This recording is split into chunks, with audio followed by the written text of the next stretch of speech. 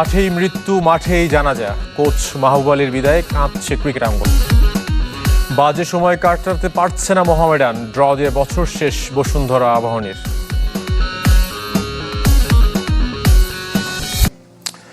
মাঠের মানুষ মাঠেই বিদায়। সিলেট আন্তর্জাতিক স্টেডিয়ামে ম্যাচ শুরুর আগে হৃদরোগে আক্রান্ত হয়ে না ফেরার দেশে ঢাকা ক্যাপিটালসের সহকারী কোচ মাহবুব আলী জাকি। তার মৃত্যুতে শোকের ছায়া ক্রিকেট আঙ্গনে। মাঠে প্রথম জানাজা শেষে কুমিল্লায় দাফন।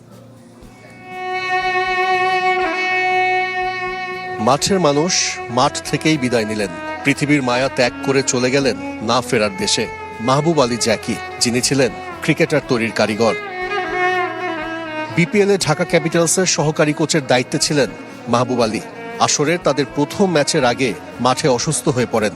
মেডিকেল টিম তাৎক্ষণিক সিপিআর দেয়। অবস্থার অবনতি হলে নিয়ে যাওয়া হয় সিলেটের আল হারামাইন হাসপাতালে। চিকিৎসকরা সর্বাত্মক চেষ্টা করেও প্রাণ ফেরাতে পারেননি। আমাদের এখানে যখন নিয়ে আসা হয়, আমরা ইমার্জেন্সিতে প্রথমে সিপিআর দিই, তারপরে আইসিইউতে নিয়ে যাই। ওইখানে আমাদের প্রোটোকল অনুযায়ী যা যা চেষ্টা করার দরকার সবটুকুই এখানে করা হয়েছে। বাট আনফর্চুনেটলি ওনাকে আমরা রাখতে পারি নাই। উনি 1:15 দিকে ইন্তেকাল করছেন। শোকের ছায়া নেমে আসে ক্রিকেট অঙ্গনে। হাসপাতালে ছুটে আসেন মাহবুব আলী জাকির শিষ্যরা। মেহেদী হাসান মিরাজ, নাইম শেখ, হাসান মাহমুদ, শরীফুল কেউ নিজেদের ধরে রাখতে পারেননি। এসেছিলেন বোর্ড সভাপতি আমিনুল ইসলাম ও পরিচালক নাজমুল আবেদিন ফাহিমও। তার পরিবারের সাথে থাকার আশ্বাস দিয়েছে ঢাকা ক্যাপিটালস। সিজন জুড়ে উনার স্পিরিট আমাদের সাথে থাকবে। ইভেন আমাদের প্ল্যান আছে উনার বাচ্চা কাচ্চা যাদের আছে তাদের এডুকেশন ফ্যাসিলিটিটা আমরা যাতে সারা জীবন বহন করতে পারি। যদিও ফিনান্সিয়ালি কখনো এই লসটাকে আমরা কভার করতে পারবো না। দিনের অন্য ম্যাচে নোয়াখালীতে 144 রানের টার্গেটে ব্যাট করছে সিলেট। সবশেষ সংগ্রহ 1 উইকেটে 12 রান। সিলেটের টস হেরে ব্যাট করতে নামে নোয়াখালী। দলীয় 9 রানে 3 উইকেট হারিয়ে বিপর্যয়ে পড়ে দলটি। টপ অর্ডারের 3 ব্যাটার রানের খাতা খুলতে পারেননি। সাদাকাত, হাবিবুর রহমান সোহান ও হায়দার আলী ফিরেছেন 0 রানে। এরপর মাহিদুল ইসলাম অঙ্কনকে সাথে নিয়ে বিপর্যয় সামাল দেওয়ার চেষ্টা করেন সৈকত আলী। 29 বলে খেলেছেন 24 রানের ইনিংস। শেষ দিকে অঙ্কনের হাফ সেঞ্চুরির সাথে জাকের আলীর 29 রানের ক্যামিওতে 7 উইকেটে 143 রানের চ্যালেঞ্জিং পুঁজি পায় এক্সপ্রেস।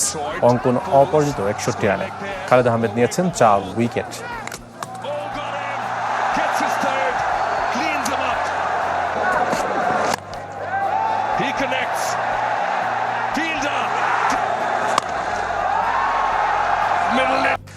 বাংলাদেশ ফুটবল লিগের খবর। বসুন্ধরা কিংসের বিপক্ষে 2 গোলে পিছিয়ে পড়েও ড্র নিয়ে মাঠ ছেড়েছে আবাহনী।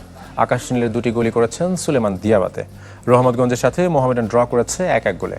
একই ব্যবধানে ব্রাদার্সের সাথে পয়েন্ট ভাগাভাগি করেছে টেবিলের 2-এ থাকা ফর্টিস এফসি। বছরের শেষ লিগ ম্যাচ ডেতে একদিনে 4 ম্যাচ, যার 3টি ড্র, তবে গোল শূন্য নয় কোনোটি। কিংস অ্যারেনায় রাকিব এমানুয়েলের গোলে 2-0 ব্যবধানে এগিয়ে গিয়েও আবাহনীর সাথে 2-2 গোলে ড্র করেছে বসুন্ধরা কিংস। আকাশী নীলদের পয়েন্ট রক্ষায় 2টি গোলই সুলেমান দিয়াবাতের। পাল্টাপাল্টি আক্রমণে দু দলের আরও সুযোগ তৈরি হয়েছে। কখনো প্রতিপক্ষ গোলরক্ষকের দৃঢ়তা, কখনো ফিনিশিং দুর্বলতায় আর গোলের দেখা পায়নি কোনো দল। প্রথম লেগে বাকি আর 1 ম্যাচ, তবে মাঠে নেই নতুন লোগো বা ব্র্যান্ডিং। গুরুত্বপূর্ণ ম্যাচটি টেলিভিশন বা কোনো মাধ্যমে সরাসরি সম্প্রচারও হয়নি। পেশাদার লিগ কমিটির আওতায় মাঠের খেলা। 2025 সালে সে খেলার প্রতিদ্বন্দ্বিতা নিয়ে সন্তুষ্ট চেয়ারম্যান। লিগের প্রথম লেগের পর কোটি টাকার সুপার কাপ আয়োজনের লক্ষ্য। অন্যান্য কিছু বাদ দিয়ে যদি আমরা লিগ টেবিলের দিকে খেয়াল করি তাহলে কিন্তু দেখতে পাবো যে এবার লিগটা অনেক বেশি প্রতিদ্বন্দ্বিতা এবং জমজমাটপূর্ণ হচ্ছে। 3-4 দিনের মধ্যে যদি স্পন্সরের সাথে আমাদের কথাবার্তা চূড়ান্ত হয়ে যায় তাহলে হয়তো এই মধ্যবর্তী সময়ে আমরা সুপার কাপটা করে ফেলবো। দিনের অন্য ম্যাচে কুমিল্লায় মোহামেডানও পিছিয়ে পড়েছিল শুরুতে। অভিষেক লিম্বুর গোলে 23 মিনিটে লিড পায় রহমতগঞ্জ। 63 মিনিটে স্যামুয়েল বোয়েটেং সাদা কালোদের 1 পয়েন্ট নিশ্চিত করেন। 8 রাউন্ড শেষে পয়েন্ট টেবিলে 6 ডিফেন্ডিং চ্যাম্পিয়নরা। টেবিল টপার বসুন্ধরাকে পয়েন্টের হিসেবে ছুঁয়ে ফেলার সুযোগ নষ্ট হয়েছে ফর্টিস এফসির। মুন্সিগঞ্জে 21 মিনিটে এগিয়ে যায় ব্রাদার্স ইউনিয়ন। তবে 64 মিনিটে পেনাল্টি থেকে ওমর বাবুর গোলে 1 পয়েন্ট নিশ্চিত হয়েছে ফর্টিসের। 15 পয়েন্ট নিয়ে টেবিলের 2-এ রইল দলটি। হামজা চৌধুরীর আগমন বদলে যাওয়া বাংলাদেশ ফুটবলের উন্মাদনা আর পারফরমেন্স। সাম্প্রতিককালে 2025 দেশের ফুটবলের সবচেয়ে আলোচিত বছর। জাতীয় আর বয়সভিত্তিক নারী দল প্রথমবার নাম লিখিয়েছে এশিয়ান কাপে। পেশাদার যুগে প্রথমবার প্রিমিয়ার লিগ চ্যাম্পিয়ন হয়েছে মোহামেডান। এক নজরে দেখে নেব 2025 সালে কেমন ছিল দেশের ফুটবল। বছর জুড়ে দেশের ক্রীড়াঙ্গনে ফুটবল সবচেয়ে আলোচিত। যুক্তরাজ্য প্রবাসী হামজা চৌধুরীর আগমনে বদলে গেছে দেশের ফুটবল।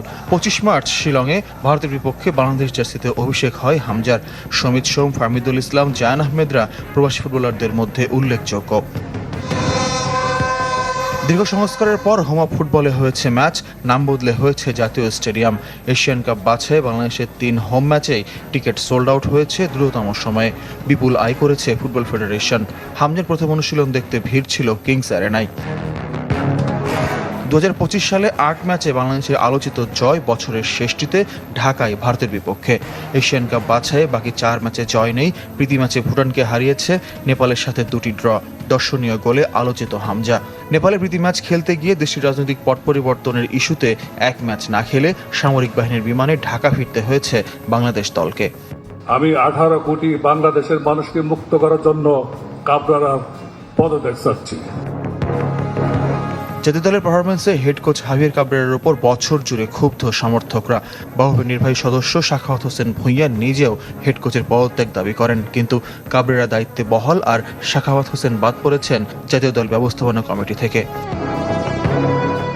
2025 সালে পরবর্তী বছরের এশিয়ান কাপে অংশগ্রহণ নিশ্চিত করেছে বাংলাদেশ নারী ফুটবল দল। র্যাঙ্কিংয়ে 24 ধাপ উন্নতি করে উঠে যায় 104 নম্বরে। অনূর্ধ্ব 20 দলও পেয়েছে বয়সভিত্তিক এশিয়ান কাপের টিকিট। ঢাকায় অনূর্ধ্ব 20 সাপেও চ্যাম্পিয়ন বাংলাদেশ নারীরা। পুরুষ কিংবা নারী বয়সভিত্তিকে শিরোপা এই একটি। দুর্দান্ত এক জয় দিয়ে 2026 বিপিএল মিশন শুরু করলো ঢাকা ক্যাপিটালস। ব্যাটিং বোলিং দুই বিভাগেই দাপট দেখিয়ে পরাজিত করলো শান্ত মুশফিকদের রাজশাহী ওয়ারিয়র্সকে। ব্যাট হাতে আরও একবার নিজের পুরনো রূপ দেখালেন সাব্বির রহমান। বোলিংয়ে একাই ধসিয়ে দিয়েছেন ইমাদ ওয়াসিম। রাজশাহীর বিপক্ষে ঢাকার এমন দুর্দান্ত জয় নিয়ে বাকিটা জানবো রিপোর্টে। আগের ম্যাচে 190 রান চেস করে জয় পাওয়া দলটা আজ 150 রানই করতে পারেনি। সিলেটে যেন পুরোপুরি ইউটার্ন করে রাজশাহী ওয়ারিয়র্স। লাক্কাতুরায় এদিন টস জিতে আগে বল করার সিদ্ধান্ত নেয় ঢাকা ক্যাপিটালস। বিপরীতে ব্যাট করতে নেমে শুরুতেই ধাক্কা খায় রাজশাহী ওয়ারিয়র্স। ইনিংসের প্রথম বলে ইমাদ ওয়াসিমের স্পিন সামলাতে গিয়ে স্টাম্পিং এর শিকার হয়ে সাজঘরে ফিরে যান সাহিবজাদা ফারহান। সেই ধাক্কা অবশ্য দ্রুত সামলে নেন অধিনায়ক নাজমুল হোসেন শান্ত এবং তানজিদ তামিম। তৃতীয় ওভারে নাসির হোসেনের উপর চড়াও হন এই দুজন। এক ছক্কা সহ মোট 3 বাউন্ডারির সাহায্যে সেই ওভারে আনেন 16 রান। সেট হয়েও ইনিংস লম্বা করতে পারেননি তানজিদ তামিম। পঞ্চম ওভারে নাসিরকে টানা 3 বাউন্ডারি হাঁকাতে গিয়ে ওসমান খানের হাতে ধরা পড়েন 15 বলে 20 রান করা এই ব্যাটার। তবে অন্য প্রান্ত দিয়ে আগ্রাসী মেজাজে ব্যাট চালাতে থাকেন নাজমুল হোসেন শান্ত। পাওয়ার প্লেতে জোড়া উইকেট হারিয়ে 52 রান তুলে রাজশাহী। অষ্টম ওভারে ইমাদ ওয়াসিমের দ্বিতীয় শিকার বনে 13 বলে 15 রান করে বিদায় নেন ইয়াসির আলী রাব্বি। 2 ছক্কা ও 2 চার হাঁকিয়ে অর্ধশতকের দিকে আগাচ্ছিলেন আগের ম্যাচের সেঞ্চুরিয়ান নাজমুল হোসেন শান্ত। তবে সেটা আর করতে পারেননি তিনি। 11তম ওভারে ইমাদ ওয়াসিমের বলে সামনে বেড়ে খেলতে গিয়ে লঙ্গনে ধরা পড়েন এই ব্যাটার।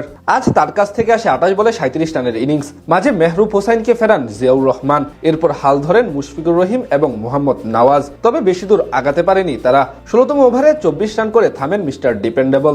এরপর একদিক থেকে নিয়মিত বিরতিতে উইকেট হারালেও লড়াই চালিয়ে যেতে থাকেন মোহাম্মদ নওয়াজ। শেষ পর্যন্ত তার 26 বলে 26 রানের ইনিংসের সুবাদে 132 রানের পুঁজি পায় রাজশাহী ওয়ারিয়র্স। বল হাতে 16 রান দিয়ে 3 উইকেট নেন ইমাদ ওয়াসিম। ছোট লক্ষ্য তাড়া করতে নেমে অবশ্য সুবিধা করতে পারেনি ঢাকা ক্যাপিটালস। দ্বিতীয় ওভারে তানজিম হাসান সাকিবের গোট লেন্থে পিচ করা হালকা সুইং করা ডেলিভারি লাইন মিস করে ডিরেক্ট বোল্ড হয়ে ফেরত যান মাত্র 1 রান করা তারকা ব্যাটার সাইফ হাসান। তবে সেই ধাক্কা সামলে ধীরে সুস্থে খেলতে থাকেন পাকিস্তানি ব্যাটার ওসমান খান এবং তরুণ আব্দুল আল মামুন। চতুর্থ ওভারে সাকিব দিয়ে যান 12 রান। ষষ্ঠ ওভারে 18 রান করা ওসমান খানকে আউট করেন তার স্বদেশী মোহাম্মদ নওয়াজ। পাওয়ার প্লেতে 43 রান জমা হয় ঢাকার স্কোরবোর্ডে।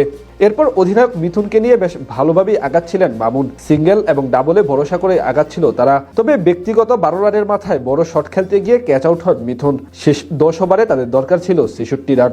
14তম ওভারে খোলস থেকে বেরিয়ে এসে বড় শট খেলতে গিয়ে সাহিবজাদা ফারহানের হাতে দুর্দান্ত এক ক্যাচ দিয়ে বিদায় নেন 45 রান করা মামুন। ক্রিজে এসে ঠান্ডা মেজাজে খেলতে থাকা নাসির হোসেন এক ছক্কা হাঁকালেও পরের বলে বিদায় নেন নওয়াজের তৃতীয় শিকার বনে। ততক্ষণে চাপে পড়ে গিয়েছিল ঢাকা ক্যাপিটালস। সেখান থেকে সাব্বির রহমান এসে সব শঙ্কা দূর করে দেন। শামীম হোসেন পাটোয়ারিকে সাথে নিয়ে একের পর এক বাউন্ডারি হাঁকিয়ে ম্যাচ জয় নিশ্চিত করে ফেলেন তিনি। বিপরীতে আসলে প্রথম পরাজয় বরণ করে রাজশাহী ওয়ারিয়র্স।